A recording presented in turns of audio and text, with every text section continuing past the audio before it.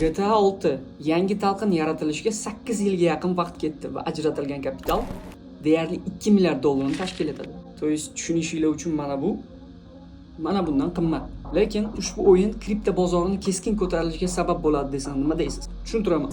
O'yinni o'z NFT bozori bilan ishlab chiqishlari mumkin. Ya'ni raqamli pul orqali siz o'yinda o'zingizga uy, avtomobil, kiyim-kechak, qurol sotib olasiz va ushbu sotib olingan narsa real qiymatga ega aktiv bo'ladi va bu o'z navbatida o'yinni katta oldi-sotdi markaziga aylantiradi. Tasavvur qiling, o'yindagi shaharda Vice City ko'chmas mulk sotib oldingiz. Uni narxi vaqti bilan oshadi. Siz uni sotib olishingiz mumkin yoki arendaga berishingiz mumkin yoki boshqa oldi-sotdi qilishingiz mumkin, avtomobil sotishingiz mumkin, itd. itp.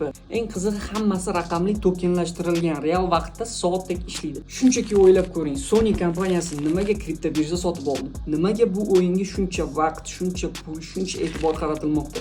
Keltirib o'tilgan barcha ma'lumotlar to'g'ri bo'lsa, endi bu shunchaki o'yin emas. Bu raqamli boylik, ya'ni kripto olamining eng yuqori darajasi bo'ladi.